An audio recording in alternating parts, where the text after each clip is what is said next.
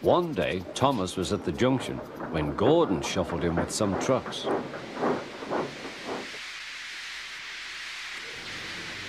"Phew," remarked Thomas. "What a funny smell." "Can you smell a smell?" "I can't smell a smell," said Annie. "A funny, musty sort of smell," said Thomas. "No one noticed it till you did," grunted Gordon. "It must be yours." Not long ago, he had fallen into a dirty ditch. Thomas enjoyed teasing him about it. "Annie, Clarabelle, do you know what I think it is? It's ditch water." Before Gordon could answer, Thomas puffed away. Annie and Clarabelle could hardly believe their ears. "He's dreadfully rude. I feel quite ashamed. I feel quite ashamed. He's dreadfully rude." And to Thomas they said, "You mustn't be rude. You make us ashamed." But Thomas didn't care a bit.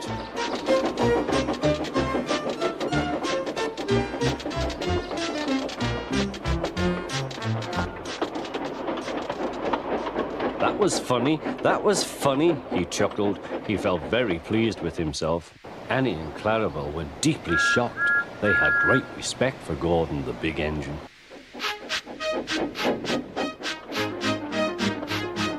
Thomas left the coaches at the station and went off to a mine for some trucks. Long ago, miners digging for lead had made tunnels under the ground. Their roofs are strong enough to hold up trucks, but not the weight of engines. A large notice warns them not to enter the area. "Danger! Engines must not pass this board."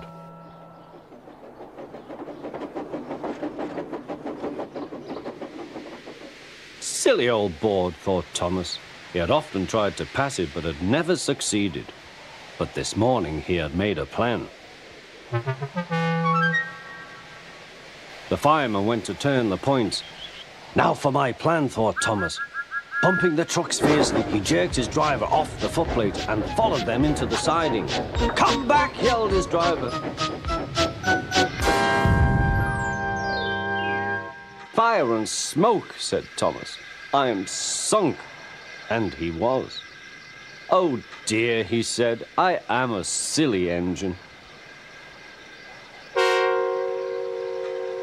"And a very naughty one, too." "I saw you," said the fat controller. "Please get me out. I won't be naughty again." "I'm not sure. We can't lift you out with a crane. The ground's not firm enough." Let me see. I wonder if Gordon could pull you out." "Yes, sir," said Thomas, but he didn't want to meet Gordon just yet. "Down a mine, is he?" "Ha, ha, ha," laughed Gordon.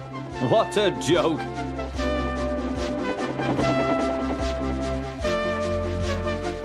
"Poop, poop, little Thomas.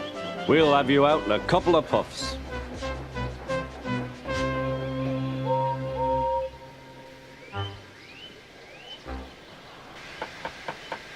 Strong cables were fastened between the two engines.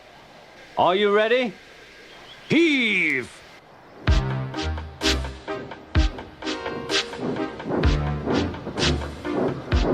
It was a lot harder than they all thought, but at last Thomas was free.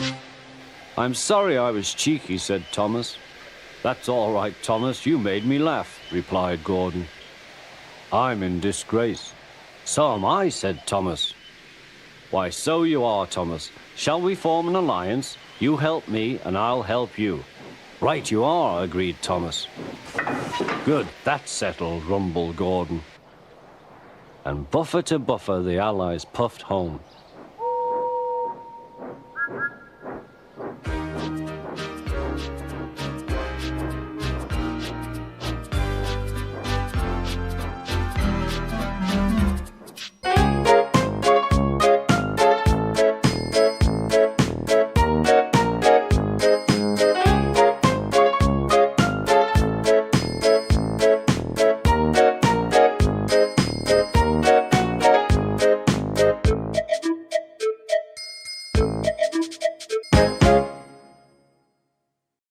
Thomas is a tank engine.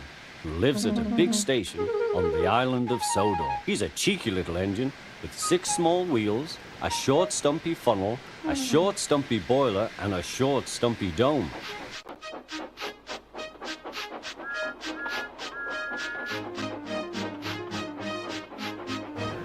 He's a fussy little engine too, always pulling coaches about ready for the big engines to take on long journeys. And when trains come in, he pulls the empty coaches away so that the big engines can go and rest.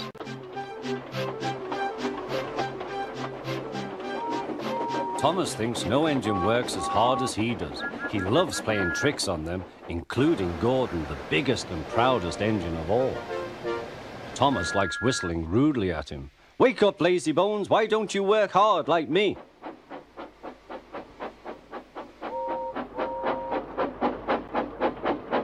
One day after pulling the big express, Gordon had arrived back at the sidings very tired.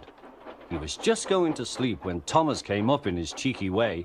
"Wake up, lazy bones, do some hard work for a change. You can't catch me." And off he ran laughing. Instead of going to sleep again, Gordon thought how he could get back at Thomas. One morning, Thomas wouldn't wake up. His driver and fireman couldn't make him start. His fire went out and there was not enough steam. It was nearly time for the express. People were waiting, but the coaches weren't ready. At last, Thomas started. Oh dear, he yawned. He fussed into the station where Gordon was waiting. "Hurry up, you," said Gordon. "Hurry yourself," replied Thomas. Gordon began making his plan. "Yes," said Gordon, "I will." And almost before the coaches had stopped moving, Gordon reversed quickly and was coupled to the train. "Get in quickly, please," he whistled. Thomas usually pushed behind the big trains to help them start, but he was always uncoupled first. This time Gordon started so quickly they forgot to uncouple Thomas. Gordon's chance had come.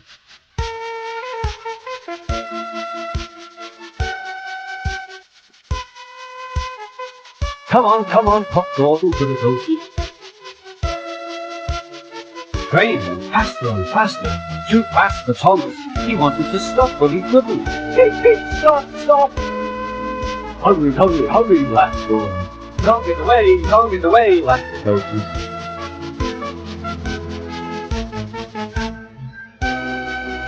Poor Thomas was going faster than he had ever gone before. He was out of breath and his wheels hurt, but he had to go on. "I shall never be the same again," he thought sadly. "My wheels will be quite worn out."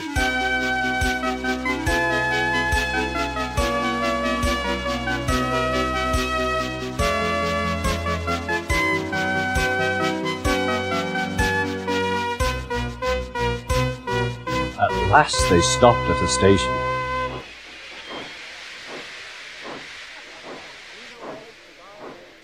Thomas was uncoupled, and he felt very silly and exhausted. Next, he went on to a turntable, thinking of everyone laughing at him.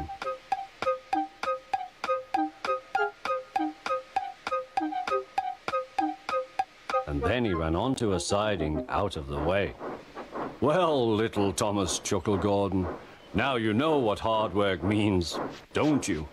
Poor Thomas couldn't answer. He had no breath. He just puffed slowly away to rest and had a long drink. He went home very slowly and was careful afterwards never to be cheeky to Gordon again.